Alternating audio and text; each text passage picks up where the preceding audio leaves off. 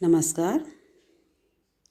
आज एक फूल की चाह नामक कविता की व्याख्या को यहाँ समझेंगे, जो कि गुप्त जी की एक प्रसिद्ध कविता है और प्रस्तुत पाठ उसी कविता का एक अंश मात्र है। पूरी कविता छुआछूत की समस्या पर केंद्रित है, जिसमें एक महामारी से ग्रसित सुखिया नाम की जो बच्ची है वो मरणासन अवस्था में है और उसकी एक फूल माता रानी के फूल एक प्रसाद के रूप में लेने की चाहत है।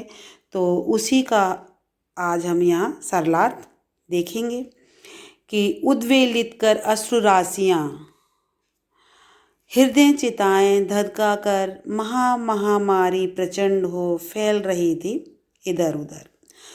तो इसमें उद्वेलित मीन्स बहावेवल, अश्रु राशियाँ आंसुओं की झड़ी मतलब आंसुओं का लगातार गिरना, हृदय चिताएं चिता के समान प्रतीत होने वाला दिल, धधकाकर सुलगाकर प्रचंड तीव्र गति, क्षीण कंठ मतलब दबी हुई आवाज़, करुण रुदन दया पैदा करने वाला रोना, दुदांत होता है हृदय विदारक जिसे दबाया या बस में नहीं किया जा सकता, नितांत मीन्स बिल्कुल, क्रस रव कमज़ोर आवाज़, अपार है अत्यधिक। ये इसके शब्दार्थ हैं। तो यहाँ देखिए कि उद्वेलित कर अश्रु राशियाँ हृदय चिताएं धधका कर महामारी प्रचंड हो फैल रही थी इधर उधर। बहावेवल होकर के जो आंसुओं की झड़ी लगातार गिर रही है, हृदय चिताएं धधका कर चिता के समान जो प्रतीत होने वाला जो दिल है, उन माताओं का जो हृदय है, धधका कर मीन सुलगा कर मतलब वहाँ उनके मन में जो बेचैनी है, बेचैनी किस बात की है कि महामारी प्रचंड हो फैल रही थी इधर उधर।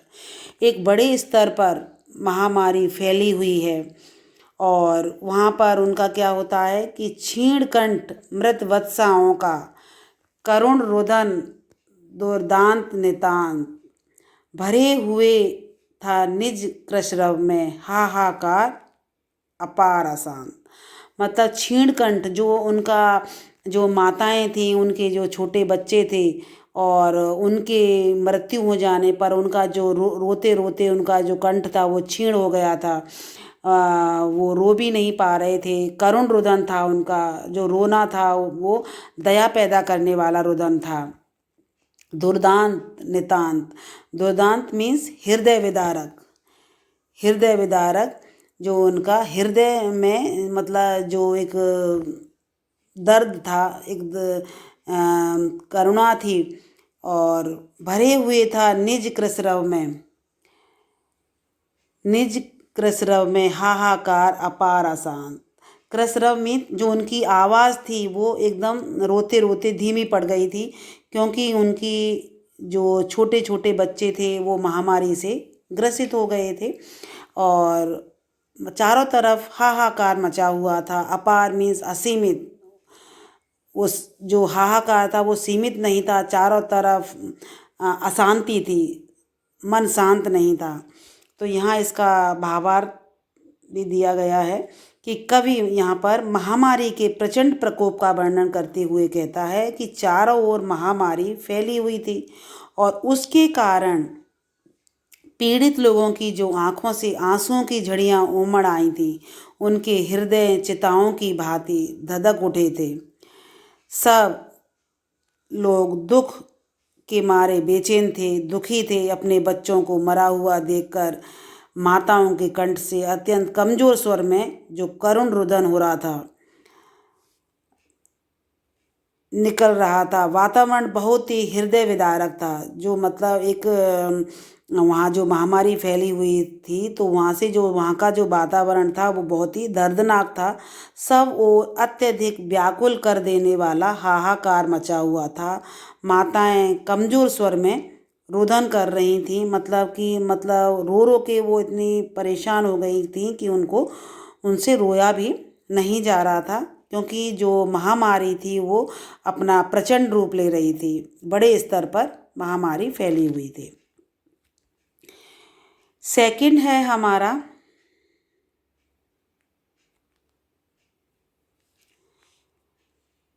रोकता था, बहुत रोकता था सुखिया को, ना जा खेलने को बाहर, नहीं खेलना रुकता उसका, नहीं ठहरती वह पल भर।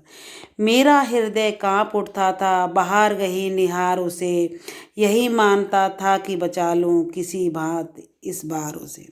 तो यहाँ जो सुखिया का पिता का क्या कहना है कि मैं उसे बहुत रोकता था, सुखिया को, कि वो खेलने बाहर ना जाए, नहीं खेलना रुकता उसका, नहीं ठहरती वह पल भर। लेकिन वह बाहर खेलने के लिए जाने के बगैर नहीं रुकती थी और नहीं ठहरती वह पल भर, लेकिन एक पल के लिए भी वह घर पर नहीं रुकती थी।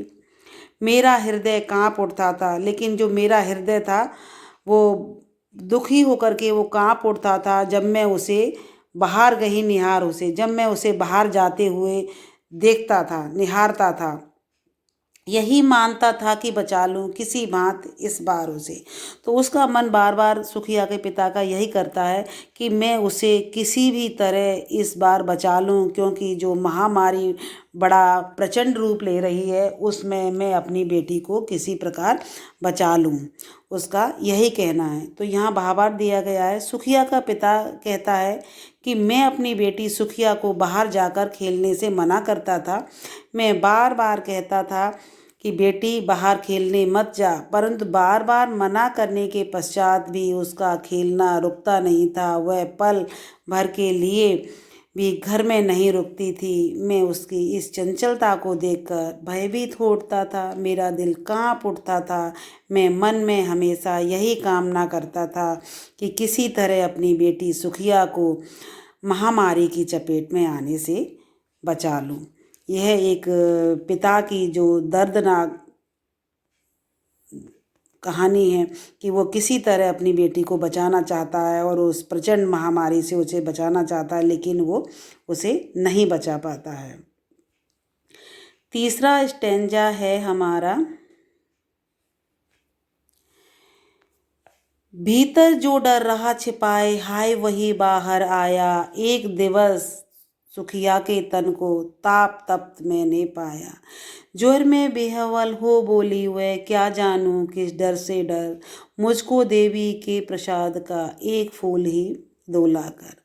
अब यहाँ देखिए, भीतर जो डर रहा छिपाए, मतलब सुखिया के पिता को जो अंदर एक डर था कि कहीं मेरी बेटी इस महामारी से ग्रसित ना हो जाए, और हाय वही बाहर आया, जो मैंने सोचा वही हुआ और वह महामारी उस बच्ची को लग चुकी है।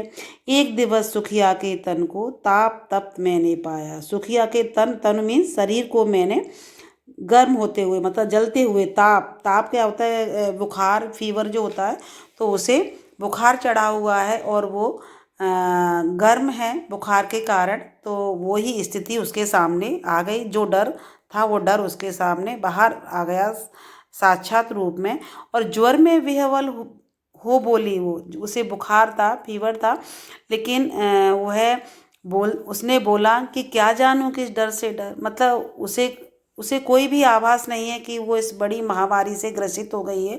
लेकिन उसका क्या कहना है, मुझको देवी के प्रसाद का एक फूल ही दोला कर, लेकिन वो एक माता रानी के जो प्रसाद के रूप में एक फूल को पाना चाहती है और उसी के लिए वो एक याचना करती है। यहाँ इसका जो भावार्थ है, सुखिया का पिता कहता है कि मेरे मन में यही डर था कि कहीं मेरी बेटी सुखिया इस महामारी का शिकार ना हो जाए, मैं इसी से डर रहा था। वही डर आखिर सच में मेरे सामने आ गया और एक दिन मैंने देखा कि सुखिया का शरीर बीमारी के कारण जल रहा है। वह बुखार से पीड़ित होकर और न जाने किस अनजाने भय से भयभीत होकर के मुझसे कहने लगी, पिताजी मुझे देवी के मंदिर के प्रसाद का एक फूल लाकर दे दो। मतलब उसे अंदर से कुछ डर का आभास हुआ, लेकिन फिर उसके बाद उसने माता रानी के प्रसाद के रूप में एक फूल की याचना अपने पिता से की। आगे है ये हमारा चौथा स्टेंजा। क्रमश कंठ क्षीण हो आया, शिथिल हुए अवयव सारे, बैठा था नव नव उपाय की चिंता में मैं मन मारे। जान सका ना प्रभात सजग से, हुई अलस कब दोपहरी, स्वर्ण घनों में कब रवि डूबा, कब आई संध्या गहरी। तो यहाँ देखिए, क्रमश कंठ क्षीण होया, क्रमश मीन्स धीरे धीरे, क्षीण मीन्स कमजोर, कंठ कैसा हो गया था, कमजोर हो गया था, जैसे कि उसमें से आवाज़ नहीं आ रही थी। शिथिल हुए अवयव सारे, शिथिल मतलब ढीले हो गए, उनमें ज़्यादा हलचल नहीं हुई, शरीर के जो अंग, अवयव मीन्स होते हैं अंग। और प्रभात सजग, हलचल से भरी हुई जो सुबह कब समाप्त हो गई, अलस, आलस से भरी हुई। स्वर्ण घन मतलब सुनहरे बादल।